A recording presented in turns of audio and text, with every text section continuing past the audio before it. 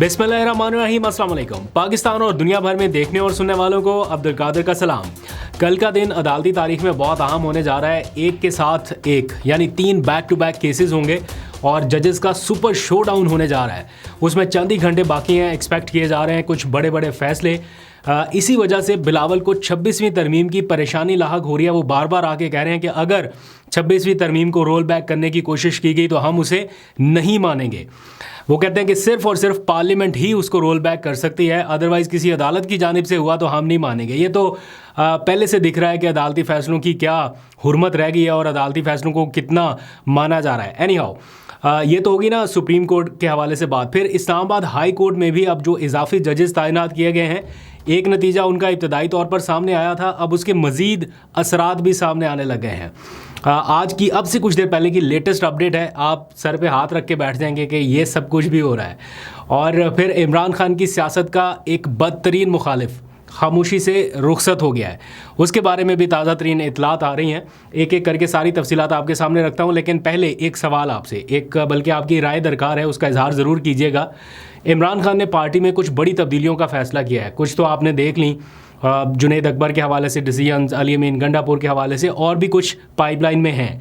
मज़ीद कौन जाएगा कौन रहेगा इसका फ़ैसला भी चंद दिनों में हो जाएगा। आपसे सवाल यह है कि क्या ये तब्दीलियाँ सिर्फ खैबर पख्तूनख्वा में ही ज़रूरी हैं या फिर पंजाब में भी झाड़ू फेरने की ज़रूरत है, क्योंकि बार बार जब भी मौका आता है तो पंजाब की जो क़यादत है वो कहीं ना कहीं मायूस करती है कारकुनान को। उसकी ऑब्वियस रीज़न एक तो ये है कि जो मरकज़ी लीडरशिप है वो 9 मई के मुकदमात में कैद है, और जो कोई बचे कुचे हैं वो या तो रूपोश हैं या फिर उनके ऊपर इतने मुकदमात हैं कि यहाँ पे चूँकि हुकूमत नहीं है ना पंजाब में, तो इसलिए उनको ज़्यादा मुश्किल का सामना करना पड़ता है। तो बहुत सारे एलिमेंट है। बहरहाल पंजाब में भी कुछ तब्दीलियाँ ज़ेर गौर हैं। शायद 1-2 दिनों में आप कुछ नोटिफिकेशंस देखें तो आपको अपडेट करते रहेंगे। अब आ जाए ज़रा जो इमरान खान के हवाले से मैंने कहा ना कि उनका एक बदतरीन मुखालिफ जो है वो खामोशी से रुखसत हो गया। तो बात हो रही है मशहूर ज़माना साइफ़र तनाज़े के अहम किरदार डोनाल्ड लू की। ट्रंप एडमिनिस्ट्रेशन की तरफ से उन्हें अलविदा कर दिया गया है और ख़बरें लग रही हैं, हेडलाइंस लग रही हैं, और उनके मुताबिक अमरीकी महकमा खारजा ने assistant secretary of state Donald लू की मुद्दत मुलाजमत में तोसी नहीं की। जो अभी नए वज़ीर ख़ारजा आए ना, मार्को रूबियो, उन्होंने इस बारे में हतमी फ़ैसला करना था, लेकिन ये नहीं किया गया। और अब ये बताया गया है कि उनकी मुद्दत मुलाजमत चूँकि 17 जनवरी 2025 को ख़त्म हो रही थी तो उन्हें एक्सटेंशन नहीं मिली और वो अब घर चले गए। अब मार्को रूबियो जो हैं, जो इस वक्त अमेरिका के वज़ीर ख़ारजा बन चुके हैं, उनकी मुलाकातें किन लोगों से हो रही हैं? दूसरी तरफ अगर आप देखें, पाकिस्तान तहरीक इंसाफ के बिल्कुल क्लोज़ अलाए या उनकी पार्टी के अहम मेंबर ओहदेदार जुनैद बशीर उनसे मुलाकातें कर रहे हैं।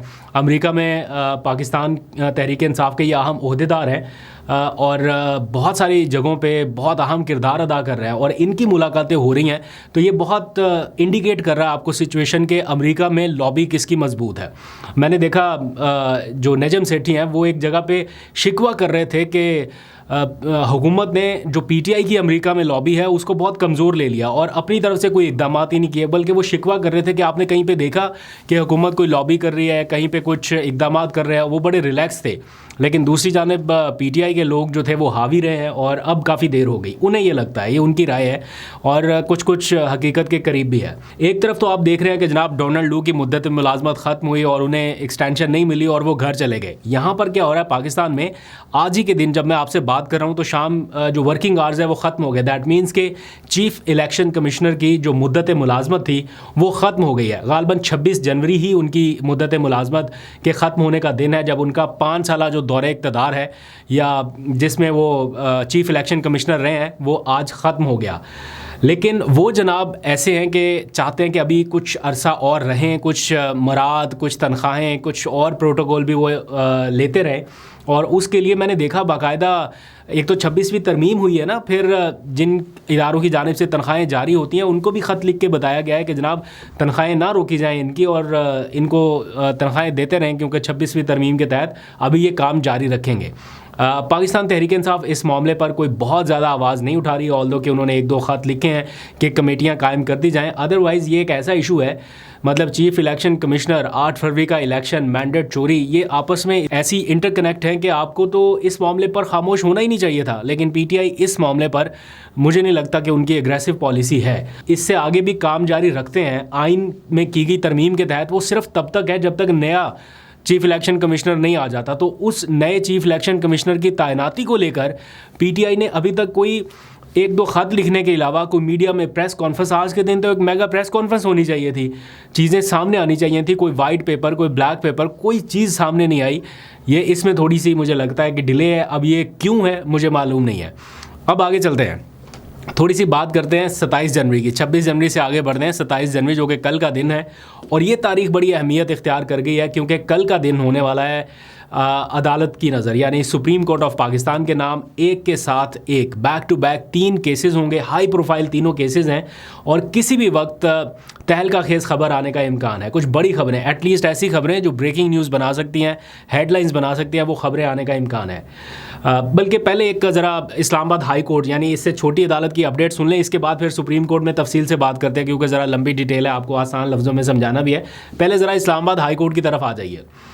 آپ کو معلوم ہے کہ ہائی کورٹ میں کچھ نئے ایڈیشنل ججز تعینات کیے گئے تھے، اور اس کا پہلا ابتدائی نتیجہ اس صورت میں سامنے آیا تھا جب عمران خان کی توشہ خانہ 2 کیس میں بریت کا معاملہ نئے ججز کے سپرد کر دیا گیا کہ جناب آپ سنیں. جو پہلے سارے ججز تھے ان کو ہٹا کے یا ان کو نظر انداز کر کے نئے جج صاحب کے سامنے وہ کیس لگا دیا گیا. خیر اس پہ بھی کوئی بات نہیں، جج ہیں وہ نئے ایڈیشنل جج ہیں تو ان کے سامنے بھی لگایا جا سکتا ہے. اب ایک اور پیش رفت یہ ہوئی ہے، دوسرا نتیجہ وہ یہ کہ عدت کیس میں عمران خان اور بشرا بی بی کی جو بریت ہوئی ہے، یعنی کیس ختم کر دیا گیا تھا، اس کے خلاف خاور مانیکا صاحب نے جو اپیل کی تھی وہ اپیل بھی نئے جج صاحب کے سامنے مقرر کر دی گئی ہے، جس میں مطالبہ کیا گیا ہے کہ ایڈیشنل سیشن جج نے جو 13 جولائی کو فیصلہ سنایا تھا اور عمران خان اور بشرا بی بی کو بری کر دیا گیا تھا، اب وہ کیس جو ہے وہ دوبارہ ٹیک اپ ہو اور ایڈیشنل سیشن جج کا دیا گیا جو فیصلہ تھا وہ کالعدم قرار دے کے ان کی جو سزائیں ہیں وہ بحال کی جائیں. تو یہ کیس بھی اب نئے جج صاحب کے سامنے فکس کر دیا گیا ہے، کل اس کی بھی سماعت ہوگی. میرا اپنا ذاتی خیال ہے کہ خاور مانیکا صاحب کو اب اس ایکسٹریم لیول پر نہیں آنا چاہیے تھا کہ وہ اب نظر ثانی کی اپیل بھی دائر کرتے. اب جتنا ہو چکا اس کیس کو لے کے، جتنی ڈسکشن ہو چکی ہے اور ہر حلقے نے جتنا اس کو مطلب کرٹیسائز کیا ہے اس کیس کو دائر کرنے کو، اور پھر ایٹ دی اینڈ سزا کالعدم کرنی پڑی. اب دوبارہ سے یہ معاملہ کیا پھر سے وہی ساری چیزیں ڈسکس ہوں گی میڈیا کے اوپر، وہی ساری چیزیں ہائی لائٹ ہوں گی جن کو لوگ تنقید کرتے رہے. بہرحال دیکھتے ہیں اب جج صاحب اس کے اوپر کیا ڈیسائیڈ کرتے ہیں. اب واپس آ جائیے ذرا سپریم کورٹ کی طرف. میں نے آپ کو بتایا ایک دن 3 کیسز اور بہت ساری بریکنگ نیوز کا امکان. پہلا تو یہ ہے کہ 26ویں آئینی ترمیم سے متعلق جو کیس ہے آئینی بینچ وہ سننے جا رہا ہے. کل اس کی سماعت ہونی ہے. کافی سخت انتظامات کیے گئے ہیں. پہلی مرتبہ بتایا جا رہا ہے کہ کورٹ رپورٹرز کو بھی پاسز جاری ہوں گے کمرہ عدالت تک جانے کے لیے. سیکیورٹی کے بھی اچھے انتظامات ہیں. سارے جرنلسٹ نہیں شاید جا پائیں گے. بہت سارے لوگ ایسا سمجھتے ہیں کہ اصولاً جس کیس کو سننے والے ججز اس کیس کے براہ راست بینیفیشری بھی ہوں، یعنی 26ویں ترمیم کے تحت یہی ججز بینیفیشری بنے، انہی ججز کے پاس اگر کیس جائے گا تو ایک لاجیکل کنکلوژن بندے کے ذہن میں بہت آسانی سے آ جاتا ہے کہ یار اس کا اینڈ رزلٹ کیا ہو سکتا ہے. کیا کوئی اپنے آپ کو نقصان پہنچا سکتا ہے یا کوئی یہ کہے کہ جناب میں تو بینیفیشری ہوں لیکن یہ سارا کچھ میں ریورس کر دوں. ایسا تھوڑا سا مشکل لگتا ہے. انسانی فطرت کا تقاضا یہ ہے. بہرحال اللہ تعالیٰ توفیق دے ان ججز کو میرٹ کے اوپر فیصلہ کرنے کی. لیکن یہ ہوا ہے اس 26ویں ترمیم کے تحت. مثال کے طور پر اگر حکومت کوئی ایسی ترمیم کر دیتی کہ آئینی بینچ میں وفاقی وزراء کو شامل کیا جائے گا، وہ فیصلہ کریں گے، ہوتی تو کہنے کو تو یہ آئینی ترمیم ہوتی، لیکن کیا یہ کرنا درست ہوتا کہ ججز کا اختیار سماعت جو ہے وہ وفاقی وزراء کے سپرد کر دیا جاتا؟ لیکن اگر ایسی ترمیم ہوتی تو ایسا بھی پاسبل تھا کیونکہ آئینی ترمیم کے تحت ہوا تھا. اب کسی سے اس کا اختیار سماعت لے لینا، یعنی چند ججز کے پاس اختیار سماعت ہے، چند ججز کے پاس نہیں ہے. جو سینئر جج ہے منصور علی شاہ، اس کے پاس آئینی کیس سننے کا اختیار نہیں ہے، لیکن جو جونیئر جج صاحب ہیں ان کے پاس اختیار بھی ہے اور وہ آئینی بینچ کے سربراہ بھی ہیں. تو یہ تھوڑی سی چیز کھٹکی ہے لوگوں کو. اور پھر ایسا ہی ہوا کہ جو کیس لگا ہوا تھا منصور علی شاہ صاحب کے پاس ریگولر بینچ میں، جب اس میں 26ویں آئینی ترمیم سے متعلق ہلکی سی بھی کوئی چیز ڈسکس ہوئی ہے تو انہوں نے جناب کیس کھینچ کے تو واپس آئینی بینچ کو دے دیا. اس معاملے پر آپ کو پتہ ہے وہ چل رہا ہے توہین عدالت والا معاملہ کہ ایڈیشنل اٹارنی جنرل نے کیسے یہ کیس ریگولر بینچ سے لے کے منصور علی شاہ صاحب کے کیس سے لے کے تو آئینی بینچ کے حوالے کر دیا. تو اس معاملے پر قربانی کا بکرا بھی وہ ایڈیشنل اٹارنی جنرل بنے کہ کیوں انہوں نے یہ کیس ادھر لگایا تھا. جب ایک جگہ پہ کیس چل رہا ہے, ایک جج آرڈر کر رہا ہے کہ یہ کیس اس تاریخ کو دوبارہ لگایا جائے, آپ اسے اٹھا کے کسی اور بینچ پہ ڈال رہے ہیں, تو ایک جوڈیشل آرڈر جب آ گیا تو آپ انتظامی آرڈر سے اس کو کیسے ریورس کر سکتے ہیں. اس معاملے پر آپ کو معلوم ہے کہ توہین عدالت کا کیس چل رہا تھا, اب اس کا فیصلہ کل سنایا جانے والا ہے. منصور علی شاہ صاحب اور جسٹس عقیل عباسی پر مشتمل 2 رکنی بینچ نے جمعرات کو یہ فیصلہ محفوظ کیا تھا اور اب کل صبح 9 بجے یہ سنایا جانا ہے. لیکن جس دن یہ فیصلہ محفوظ ہوا, 2 دن پہلے کی بات ہے, جیسے یہ فیصلہ محفوظ ہوا تھا راتوں رات ایک انٹرا کورٹ اپیل دائر ہو گئی ایڈیشنل رجسٹرار سپریم کورٹ کے بہاف پہ یا ان کی جانب سے, اور وہ اپیل جو ہے وہ سماعت کے لیے فوراً مقرر بھی ہو گئی اور اس 2 رکنی بینچ کے اوپر ایک لارجر بینچ بھی بن گیا تاکہ یہ 2 رکنی بینچ اگر کوئی ایسا ویسا ڈیسیژن کر دے جو 26ویں ترمیم کو کہیں نہ کہیں نقصان پہنچانے کے لیے یا اس کو ہٹ کرے یا افیکٹ کرے, اس سے بچایا جا سکے, تو ایک لارجر بینچ بنا دیا کیونکہ جوڈیشل آرڈر کو جوڈیشل آرڈر ہی ختم کر سکتا ہے. تو اگر یہ بینچ 2 رکنی بینچ کوئی ڈیسیژن کل دیتا بھی ہے تو اس کو روکنے کے لیے یہ طے کیا گیا کہ ایک بڑا بینچ جو ہے وہ بنا دیا جائے. اب بڑا بینچ جو ہے وہ کل 1 بجے اس کیس کی سماعت کرنے جا رہا ہے, لیکن اس سے پہلے منصور علی شاہ فیصلہ سنا چکے ہوں گے یعنی صبح 9 بجے. تو یہ بڑی دلچسپ صورتحال پیدا ہو رہی ہے. اینڈ بائی دا وے جب راتوں رات انٹرا کورٹ اپیل آئی, بینچ بن گیا, تو اس ٹائم یہ لگا کہ شاید منصور علی شاہ صاحب کو اب سمجھ آ گئی ہوگی کہ وہ جو کرنا چاہ رہے ہیں وہ نہیں ہو پائے گا کیونکہ لارجر بینچ جو اب بن گیا تو شاید وہ پیچھے ہٹ جائے.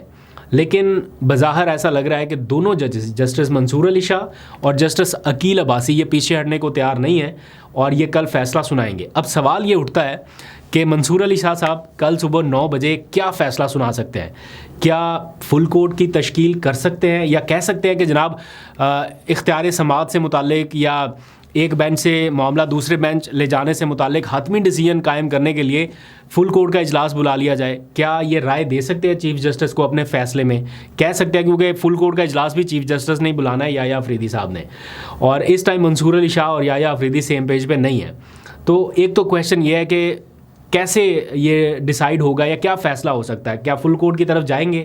اور دوسرا یہ کہ ذمہ داری کس پر فکس کی جائے گی کہ جناب جو ان کا بینچ ریگولر بینچ بنا تھا اس کو ختم کر کے آئینی بینچ میں کیس کس نے بھیجا, کس کے کہنے پر گیا, کیسے گیا, کیا کسی کے اوپر ذمہ داری فکس کی جائے گی؟ اور اس فیصلے کے بعد پھر دن 1 بجے اس سے بڑا larger bench justice Jamal Khan بندوخیل کی سربراہی میں 6 رکنی بینچ ہوگا, وہ کیا کرے گا, وہ کیا فیصلہ کرے گا, اس کے اوپر بھی سب کی نظریں ہیں. تو یہ بڑا کنٹروورشل سا ایک سین ہو جائے گا. تو کل آپ کو اپڈیٹ کریں گے کیا ہوتا ہے, آپ کو کورٹ رپورٹرز بھی تفصیل سے بتائیں گے. ہم تو ذرا پولیٹیکل سچویشن کو کور کرتے ہیں, کورٹ رپورٹرز ایگزیکٹ سچویشن آپ کو سمجھا سکیں گے. آگے بڑھتے ہیں. جاتے جاتے خبر یہ ہے کہ گزشتہ روز پیپلز پارٹی کی سینٹرل ایگزیکٹو کمیٹی کا ایک اجلاس ہوا, اس کی اندرونی کہانی سامنے آئی ہے, بڑی حیران کن ہے. ہمارے جو رپورٹرز کور کرتے ہیں ان سے معلوم کرنے کی کوشش کی اور ان کے بقول, چونکہ میں براہ راست کور نہیں کرتا اس لیے میں کلیریفائی کر رہا ہوں کہ یہ میری اپنی معلومات نہیں ہے, لیکن ہمارے ہی جو آفیشیل رپورٹرز ہیں اسائن ہیں اس ٹاسک کے لیے, ان کے مطابق اس اجلاس میں جو سینٹرل ایگزیکٹو کمیٹی کی میٹنگ تھی پیپلز پارٹی کی, اس میں پیپلز پارٹی کی حکومت سے متعلق جو اس ٹائم کی پالیسی ہے اس پر بڑی تنقید ہوئی ہے یا اختلاف رائے سامنے آیا ہے, اور اکثریتی ارکان اس حق میں ہے کہ اس پر نظر ثانی کی جائے. یہ جو پالیسی ہے جس کے تحت حکومت کو سہارا دیا گیا ہے, اس کے اوپر نظر ثانی کی جائے یا حکومت سے اتحاد ختم کر دیا جائے. اور کچھ ذرائع نے ان کو یہ بھی بتایا ہے کہ نون لیگ کے ساتھ اب برابری کی سطح پر تعلقات چاہتے ہیں, کیونکہ پیپلز پارٹی کی جو موجودہ پالیسی ہے وہ سمجھ سے بالا تر ہے کہ حکومت کو بچانے کے معاملے پر اتنا ایکسٹریم پوزیشن کیوں ہے. یا تو قائل کیا جائے, بتایا جائے کہ پارٹی کی عادت کیا سوچ کر حکومت کو کاندھا دے رہی ہے, کیونکہ 1 سال میں دونوں جماعتوں کے درمیان اعتماد اس لیول کا نہیں بن سکا جس لیول کا وہ چاہتے تھے. اور حکومت جو ہے یا مسلم لیگ نون کے اراکین ہیں وہ پیپلز پارٹی کے لوگوں کو فار گرانٹیڈ لے رہے ہیں اور اعتماد سازی میں کافی کمی آ چکی ہے. اور پھر وہ شکوہ کر رہے ہیں کہ جب بھی حکومت کوئی قانون سازی کرتی ہے تو ان کو اعتماد میں نہیں لیتے. تو یہ بات مجھے بھی سمجھ میں نہیں آئی. اگر اعتماد میں نہیں لیتے, آپ کا اتنا گلہ ہے, شکوہ ہے, تو پھر آپ نے پیکا ایکٹ میں قومی اسمبلی میں ووٹ کیسے کیا؟ भीगा एक्ट कौमी असम्बली से मंजूर हुआ तो उसमें आपने वोटिंग कैसे कर दी अगर आपको एतमाद में नहीं लिया गया, या फिर आप बस ऐसे ही अपने तौर पे करके आ गए? तो ये बड़ी एक डूबियस किस्म की चीज़ें हैं, इसको अंडरस्टैंड करने की कोशिश करेंगे, आपको भी तफसील से बताएंगे। अभी तक के लिए इतने, अपना बहुत सा ख्याल रखिए, अल्लाह हाफिज़।